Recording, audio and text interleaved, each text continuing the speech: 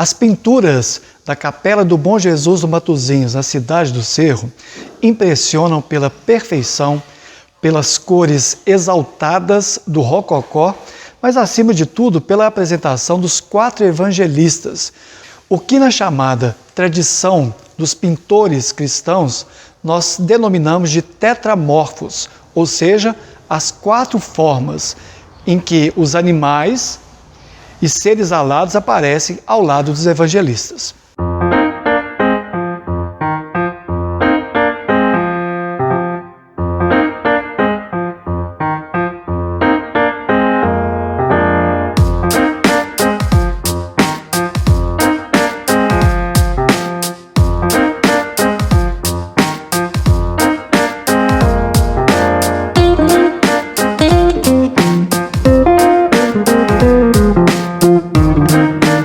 Tetramorfos, 4 formas, um ser humano alado, ou um anjo vindo do céu para revelar as passagens divinas, e outros animais, têm muito a nos dizer sobre o espírito cristão tridentino da Capela do Matozinhos.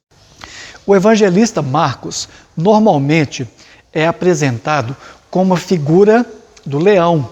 O leão simboliza, representa, na pintura cristã, que veio desde lá da Idade Média, a realeza. Então Jesus, no Evangelho de Marcos, é apresentado como o rei, aquele que governa o destino de todos. Não é à toa que Jesus, na Trindade, tem o papel de convocar os seres humanos à conversão, à mudança. E para isso tem que ter autoridade, autoridade de rei. Nesta figura pintada pelo Silvestre de Almeida Lopes, nós não temos o leão.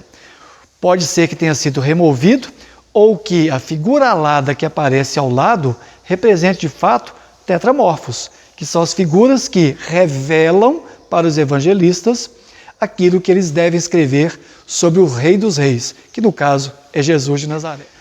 Seguindo no sentido horário, depois de Marcos, depois da adoração dos Reis Magos, nós temos a figura do segundo evangelista, dentro do tetramorfos, das 4 imagens.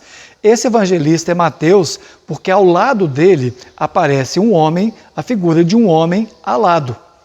Isso representa que o Evangelho de Mateus quer conectar, fazer a genealogia de Jesus no seu primeiro capítulo, dizendo que Jesus pertence à linhagem do rei Davi.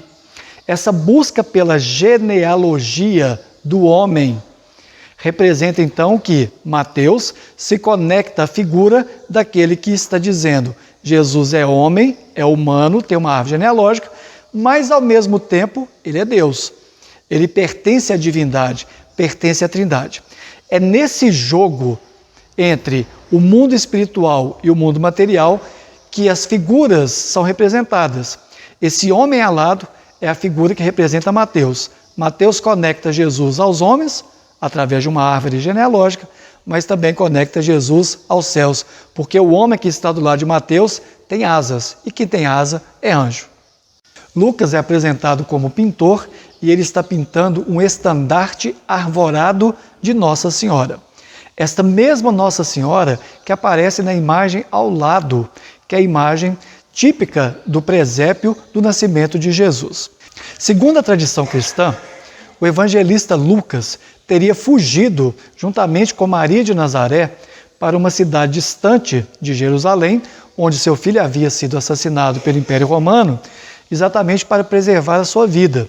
É por isso que no dia 18 de outubro, o dia de São Lucas, é o dia também do pintor, e por causa da tradição cristã, dizia-se que São Lucas também seria médico, à moda antiga. Então, o dia do médico, o dia do pintor, é a representação de Lucas. Nesse caso, qual que seria a figura de Lucas? A figura do touro.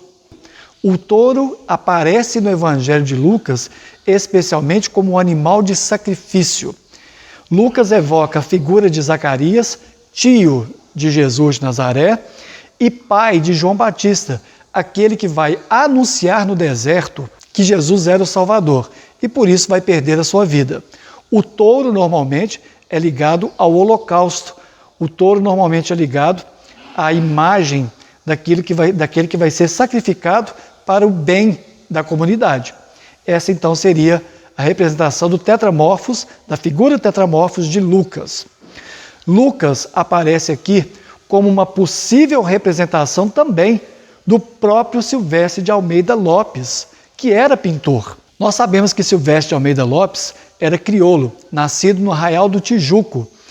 Ao pintar Lucas, provavelmente ele faz muitas referências à sua própria profissão e também às suas próprias mãos, que é um detalhe muito interessante da pintura, a forma que os dedos são colocados nessa pintura, que é uma das características mais marcantes dessa pintura do Silvestre de Almeida Lopes. Além disso, nós temos que lembrar que não aparece um crioulo, que era a designação racial do Silvestre de Almeida Lopes, mas nós podemos dizer que ele sim fez uma tentativa de autorretrato ao se colocar na representação do pintor, ou nesse caso, do tetramorfos de Lucas, um dos evangelistas. No quarto evangelista, assim como Mateus, que representa a figura alada, um homem alado, nós temos a representação da águia. E por que a águia aparece como representação do evangelista João? João aparece mais jovem, porque é o evangelho mais recente sobre Jesus, e João evoca no início do seu evangelho o Verbo. O Verbo se fez carne e habitou entre nós. Ora, aquilo que conecta o céu com a terra é a águia, que vai para o céu, para a sua caçada, mas também pousa para chegar até a terra. Essa relação entre o Verbo celeste e a terra, a encarnação de Jesus, é representada na águia, colocada nessa águia. É por isso que o Verbo é colocado como a águia.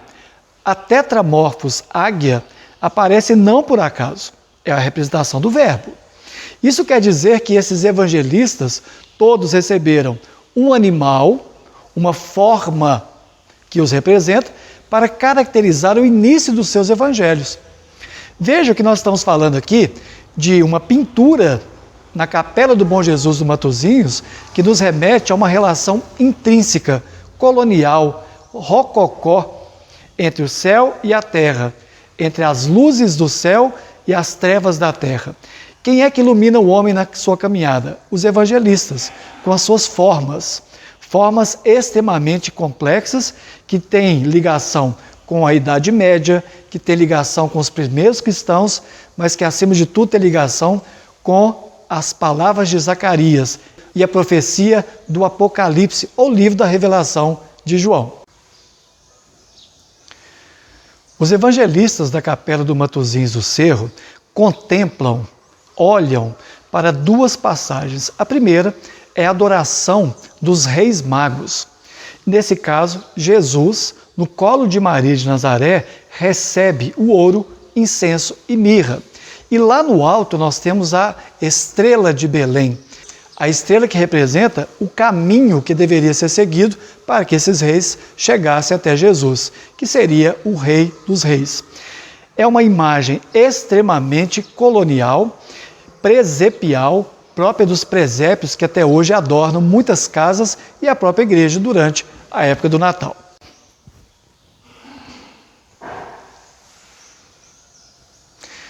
A pintura do presépio do Silvestre de Almeida Lopes faz uma referência clara às duas colunas que suportam a abóbada celeste. Dos céus desce o incenso que, de certa maneira, coroa o nascimento de Jesus de Nazaré. Glória in excelsis Deo, ou seja, glória no mais alto dos céus. Os céus comemoram a reencarnação de Jesus, o seu nascimento.